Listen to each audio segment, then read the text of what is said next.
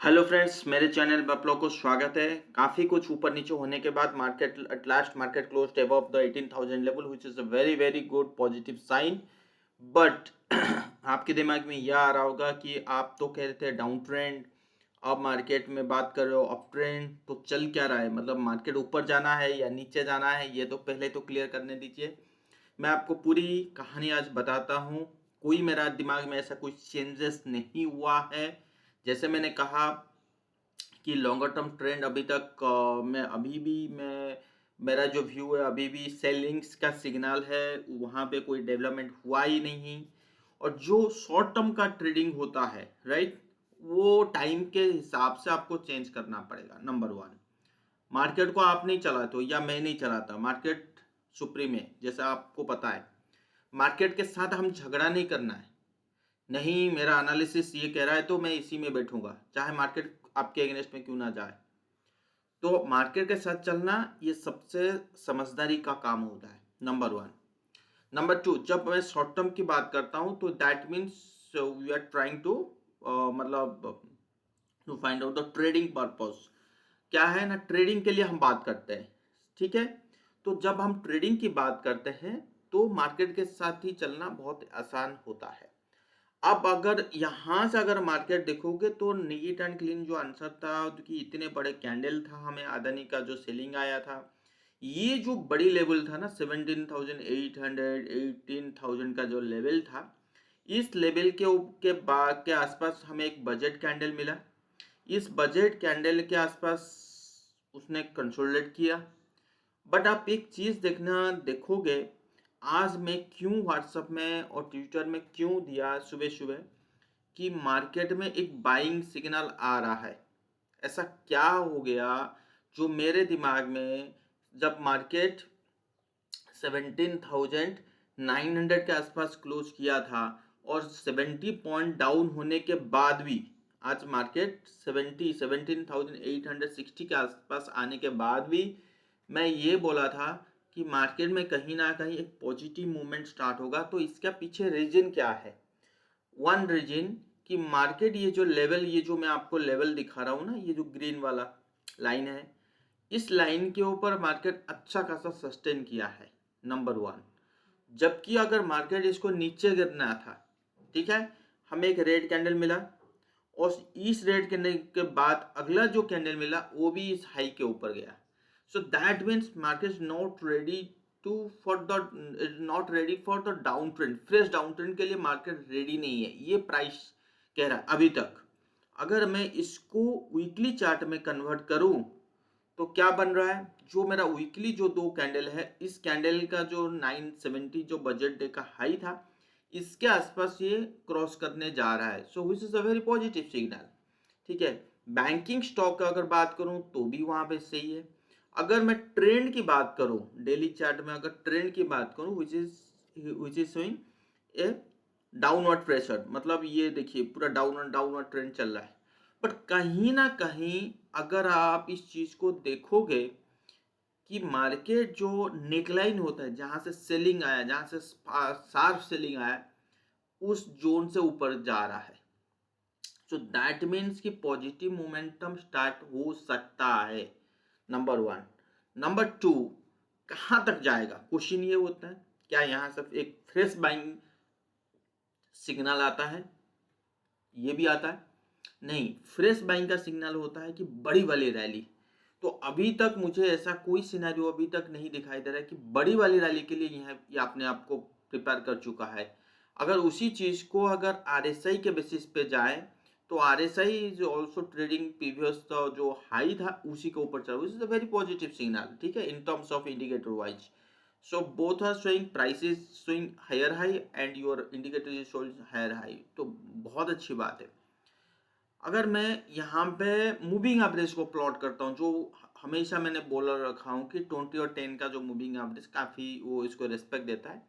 और ये देखिए क्लोज दिया था, यहाँ पे डबल टॉप दिया था, इसी कैंडल के पास मैंने क्लियरली बताया था कि भाई कुछ तो गड़बड़ी है, और यहीं पे सेल सिग्नल दिया था, अदानी का न्यूज़ आया था और यहाँ तक हमने लो देख लिए, ठीक है।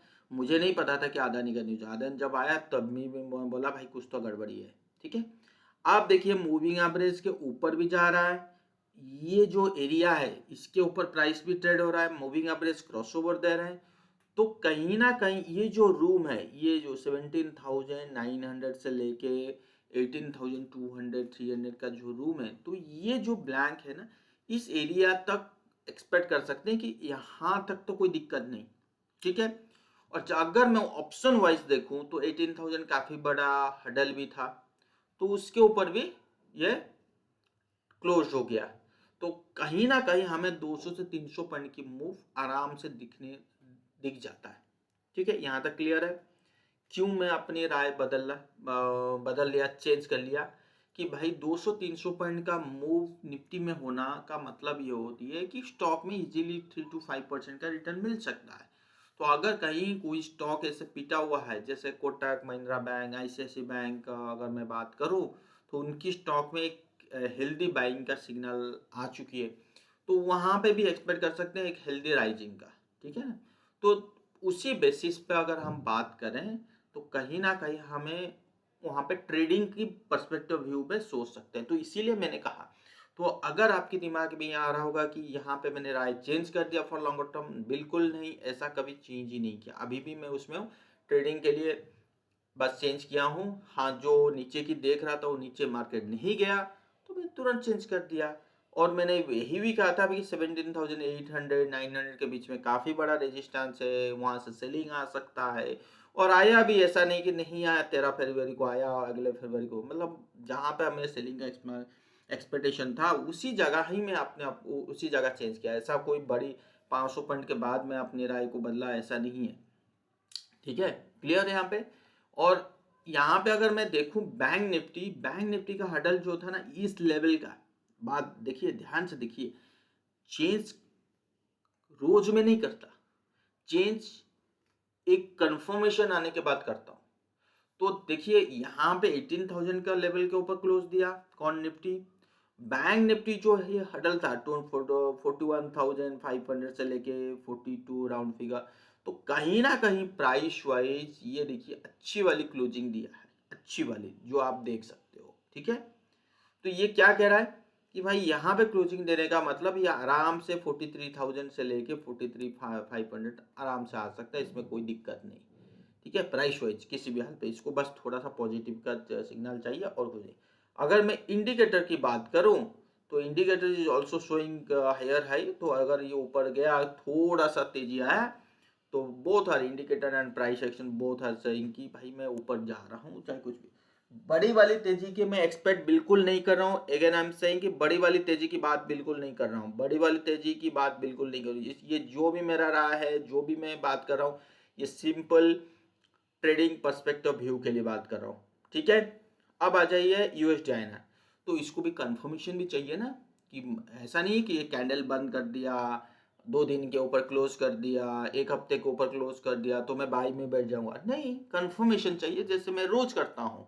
ठीक है, मैं किसके साथ झगड़ा नहीं करता, बस चार्ट बदला मैं बदलूंगा, चार्ट नहीं बदला मैं नहीं बदलूंगा, लॉन्गर टर्म चार्ट अभी तक बदला नहीं, मैं नहीं बदल रहा हूँ, मिड टर्म चार्ट बदला नहीं, मैं नहीं बदल रहा हूँ, मैं कोई इन्वेस्टमेंट फ्रेश नहीं कर रहा हूँ, ट्रेडिंग की व्यू बना रहा हूँ, ट्रेडिंग के बेसिस पे बाई कर रहा हूँ, ट्रेडिंग के बेसिस पे सेल कर रहा हूँ, इजीली मुझे जो 3 से 5% का प्रॉफिट दे।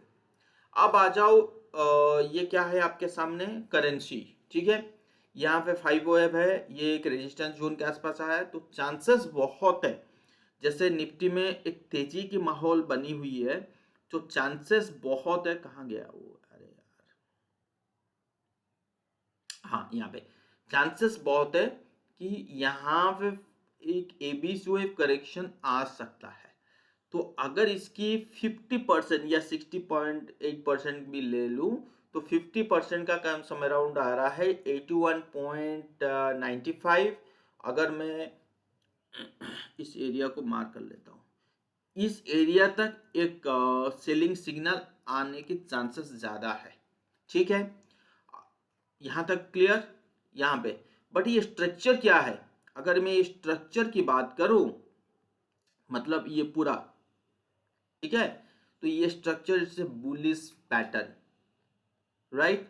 यहाँ पे जो पैटर्न यहाँ से शुरू हुआ था, फिर ऊपर गया, फिर नीचे गया, फिर ऊपर गया, तो ये एक बार गिरावट के बाद ये स्ट्रक्चर खत्म हो जाएगा, मतलब ये पैटर्न खत्म हो जाएगी। इसके बाद एक ट्रेंडिंग मूव चालू होगा, जो ट्रेंडिंग मूव ऊपर की तरफ दिख रहा है। तो अभी के लिए मैं नीचे की बात कर रहा हूं, जो अभी ठीक है, यहां से कंफर्मेशन मिल रहा है कि भाई कुछ तो लग रहा है कुछ पॉजिटिव न्यूज आने वाला, मतलब निफ्टी में कोई भी पॉजिटिव न्यूज आने वाला है। ठीक है, यहाँ से एक पॉजिटिव सिग्नल मिला निफ्टी के लिए। अब आ जाइए यूएस मार्केट के ऊपर। तो आपने देखा होगा कि भाई यूएस मार्केट गिरता है, फिर बढ़ता है, गिरता है, बढ़ता है। अगर मैं यूएस मार्केट की बात करूं तो जैसे लगा था कि भाई यहाँ पे यू टर्न होगा, तो हुआ भी, ऐसा नहीं कि नहीं हुआ, but is showing some kind of falling channel pattern. So still I am thinking कि स्टिल अभी तक इसमें क्रीम और रूम बाकी है। क्रीम मतलब रूम बाकी है, ठीक है, अपवर्ड रूम। सो अपवर्ड रूम मैं थिंक भाई यहाँ तक एक मूव दे सकता है, जैसे निफ्टी की मूव बाकी है। तो लेट्स से 2 से 3% के रैली हमें मिलने की चांसेस है S&P पे। ठीक है, तो it's a very positive signal for the Nifty.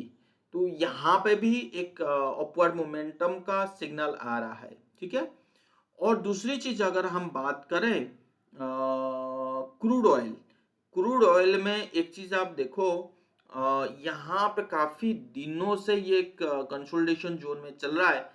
तो अगर इस लेवल को ब्रेक कर देता है, ठीक है, एक अच्छी अपवर्ड रैली मिलेगा। जो मुझे लग रहा था कि पहले मैंने बार बार बोला था कि एक बार तो अप ट्रेंड जाएगा, उसके बाद तो फॉलिंग ट्रेंड हम के लिए हम देख सकते हैं। बट जैसे निफ्टी में तेजी का सिग्नल आया है, और आपकी क्रू SPX में कहीं ना कहीं तेजी का सिग्नल आ रहा है, और डॉलर के भाव अगर हम देखें तो वहां पे रेजिस्टेंस लगा है। तो उस जो चीजों को अगर हम कंपेयर करें तो लग नहीं रहा है कि क्रूड ऑयल में एक तेजी आएगा।